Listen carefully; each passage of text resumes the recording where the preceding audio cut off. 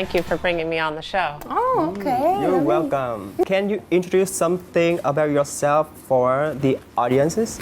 I'm Kaylee Whalen. I'm a transgender woman from the United States. I come from Washington, D.C., and I'm here in Southeast Asia because I'm interviewing transgender people to share their stories for a blog called Trans World Views. I did activism for transgender people in the United States, and now I'm trying to tell the stories of transgender people around the world. Blogger, right? Yes. Okay. And do you travel while blogging? Like, Yes. Where have you been? I spent about 3 months in Thailand, various parts including Bangkok and Pattaya and Koh Phangan, also in Singapore, and now I've been in Vietnam for about a month. When you were a kid, did you realize that you are different from the others? Yeah, I knew I was different. I was treated differently by boys. I was made fun of for crying and being sensitive.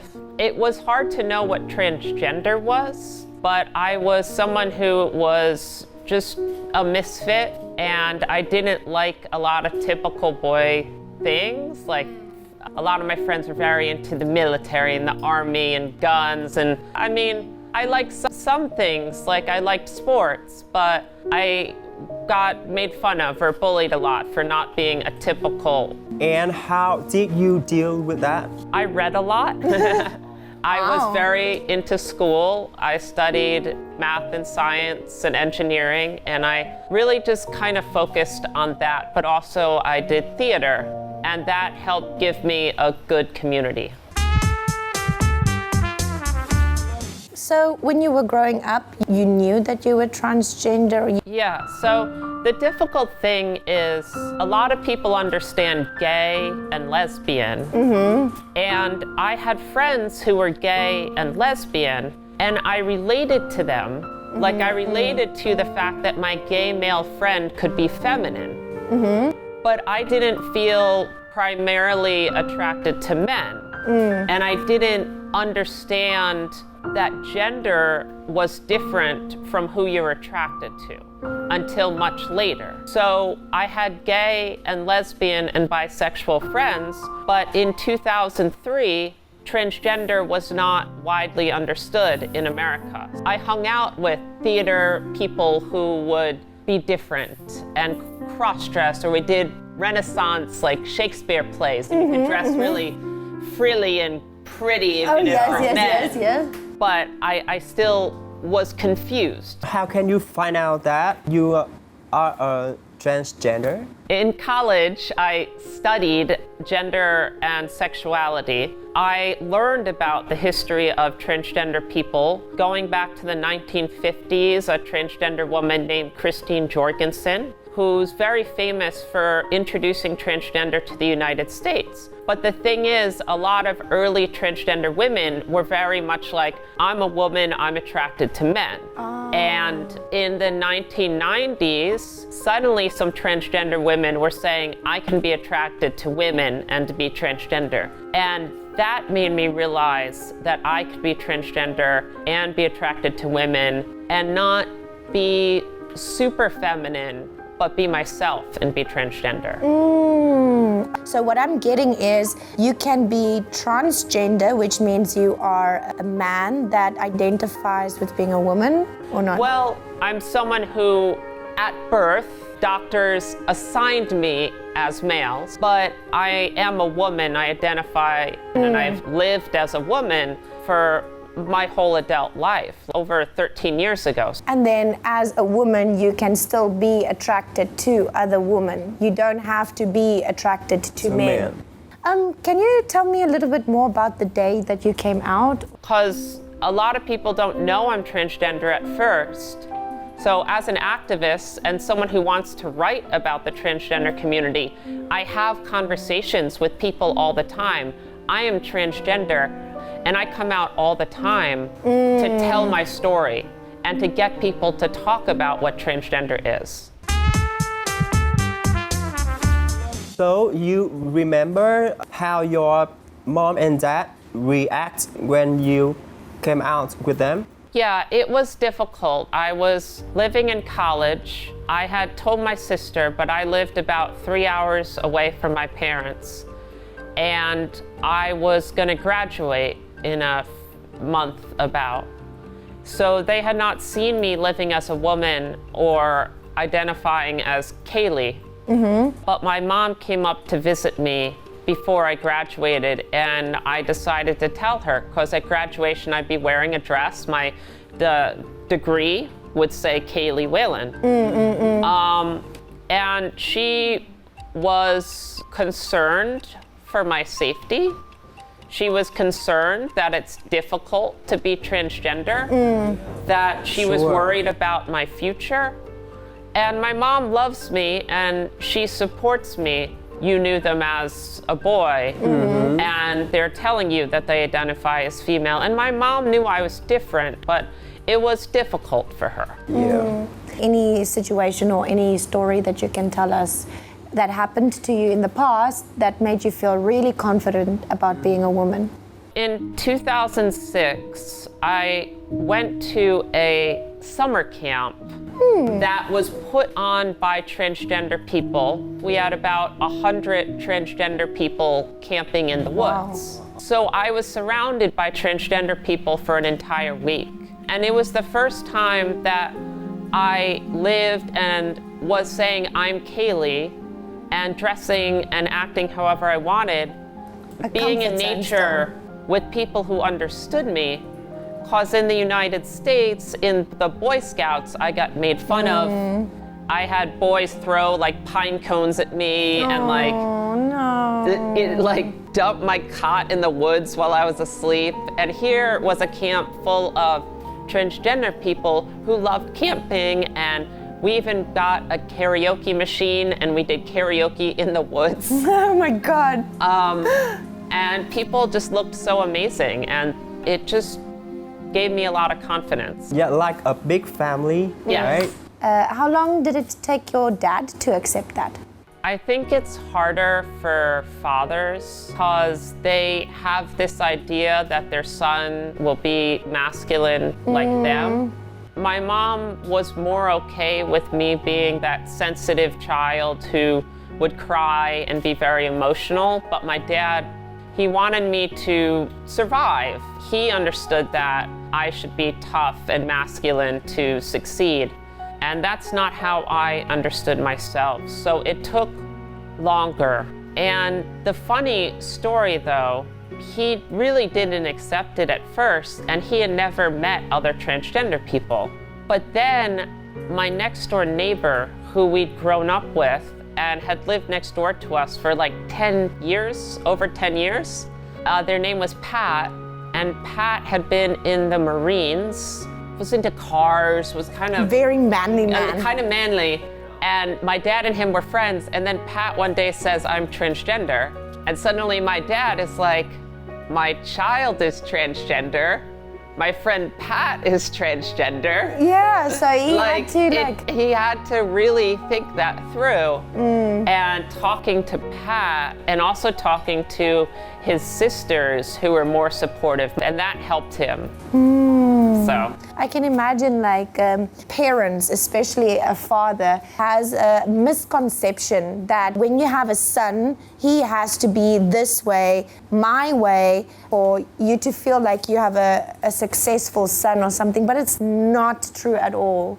It is not so easy for a dad to accept it. And I think one of the most important things is the ability to understand your feelings and care about your mental health and be able to find community where you can share your feelings. And that's something a lot of men struggle with, you know? So. Okay. So did your mom support you to be connected with other people? She is a school teacher. She recently, because there's been discrimination against transgender students in America, like Trump rolling back protections for transgender students in schools. Terrible. My mom talked to her school about, I have a transgender daughter, we should treat all transgender students with respect, the same respect any other student has. So she put herself out there as being supportive of transgender people using the example of me. And that's how far she's come over the years, where she not only accepts me, but she's very open and wants to help other transgender kids and their families. What you're saying is a very important point. I feel like a lot of kids that have this misinformation from their parents about gay or bisexual or transgender, and then they make jokes with other kids in the school, and they think it's like just a stupid little joke, or they think it's something innocent, but actually those things have long-term effects. And it happens to kids, and it can lead to them for the rest of their life having trauma, and it can lead to them having health problems. Personality issues. This is a little bit of a hard question, but I want to know, does it, when you are transgender, do you need to do a surgery to be a woman? Something people really have to understand is hormones and surgery do not make you transgender. They do not make you a woman. That is something many transgender people desire in order to feel more comfortable with their bodies. Other people who are transgender feel comfortable not having hormones and not having surgery. And those people are just as valid as a woman. Like my friend Plami from Thailand, she is beautiful, she's wonderful, she owns a restaurant, and she hasn't had hormones or surgery. And I know many transgender women I've talked to in Thailand, they don't necessarily want surgery, but they're happy with their bodies, they're happy with who they are. And I think that's a little bit easier in a society that accepts transgender people. Oh yeah, that's true. Because some people, they understand that there's more than just male, female, and that this idea that biology, you know, is dependent on your genitals or something is very outdated. Terrible. And the other problem that we run into is many countries and some states in the United States require that you have surgery to change your gender on your passport.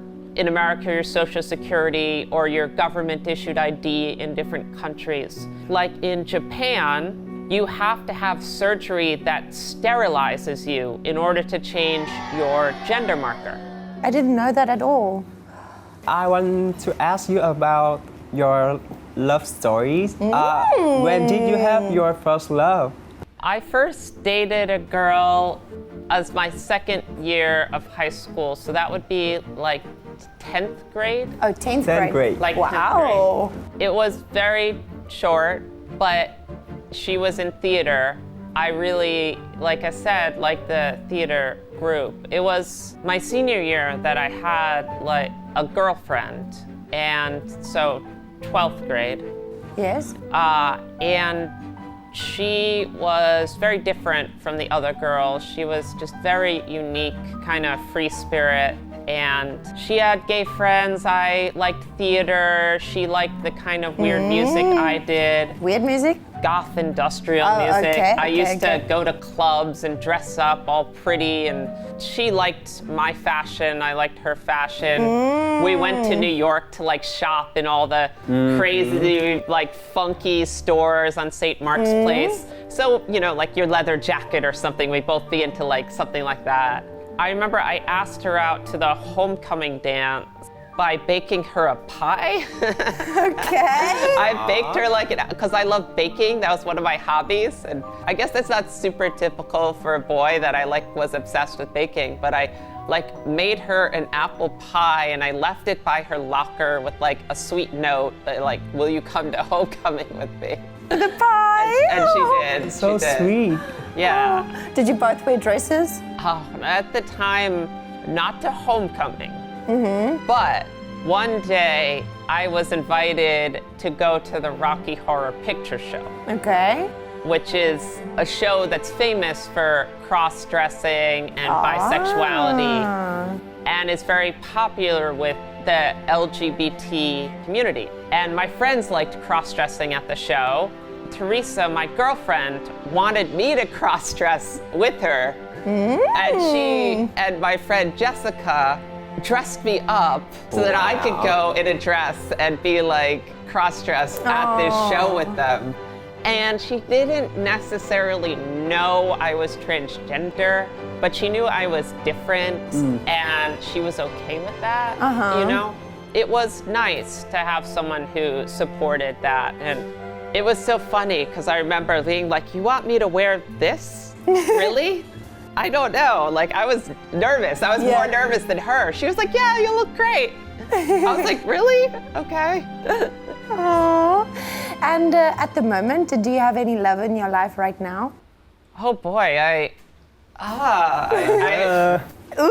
So I came to Vietnam to interview transgender people here.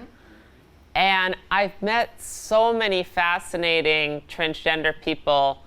And one person I interviewed, I like really ended up liking. And like and he's a very cute transgender man. And you know, I date different genders and I have dated men. And I really thought he was cool. So later I asked him out on a date and we've like gone out on a date and like I hope to see him again. So. I'm so excited about that. Yeah, he's a very cute performer and dancer. So you have to spend more time in Vietnam. Yes. Yes. Okay. Yes. Like you told, you study as an engineer. Yeah. And why you choose the way becoming a blogger? I was very interested in math and science because I liked learning. I liked asking difficult questions. But what happened in college was I learned that math and science aren't math and science is not somehow more meaningful than literature or learning about the history of gender. And I learned it was just as challenging and just as interesting to study history as it was to study science. And I got very into studying the history of gender and sexuality, and it fascinated me. And it became very personal because studying history became a way for me to understand myself. And also I started studying Southeast Asia, and I started studying the Philippines and Thailand and Vietnam, and that helped me also understand myself because I learned about transgender people in other countries. It took a long time before I said, oh, I'm a blogger, I'm writing about the community, but I spent years doing paid work in the nonprofit advocacy, so NGOs, who advocate for LGBT rights. So for 7 years and more, I worked at LGBT NGOs in the United States, and that was how I learned to talk to the media and to write and to do social media. And sometimes I'd write articles, like ghostwrite them, like for the executive director of the organization who I would write her article and then it would be her article, but I'd be, you know, one of the ghostwriting, yeah. So now I'm writing for myself, for my blog Trans Worldview, and it's what I've wanted to do. I want to tell the stories of transgender people around the world. I want to do it in a way that is respectful of the community and that says, tell me your story.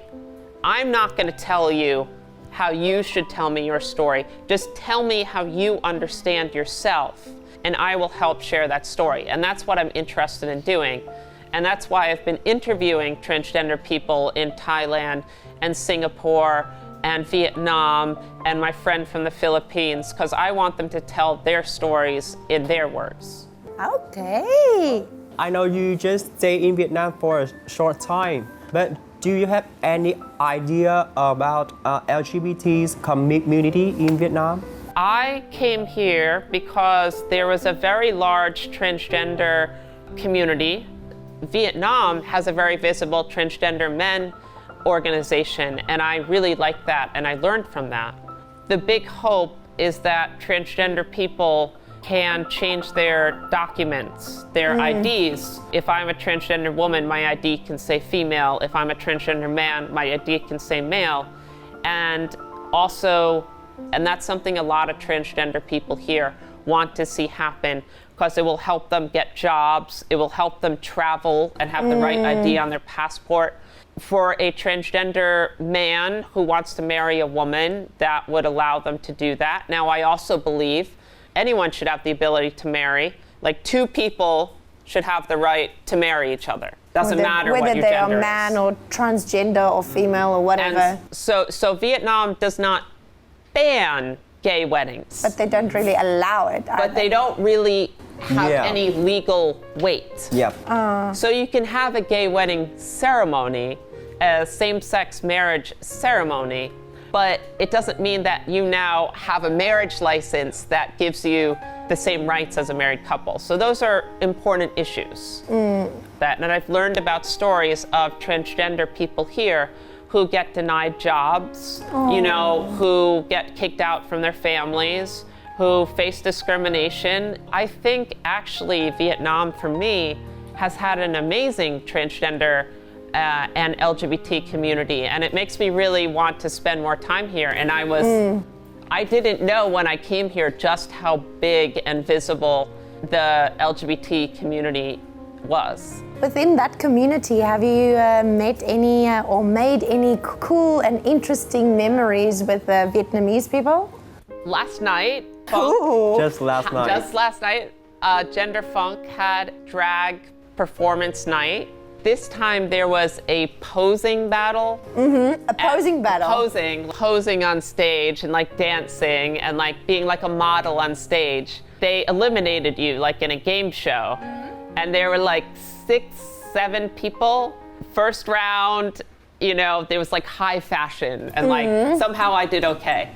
And I stayed. And then the next You round, were taking part? I was taking part, yeah. Oh. And I'd spent forever on my outfit, and I was like very like elegant, like Victorian drapey, 70s style, flowy, long, you know, I got drapey, the dance battles and everything, and it eliminated. Next round, people got eliminated. And I got to the final round, and then like the category was just go crazy.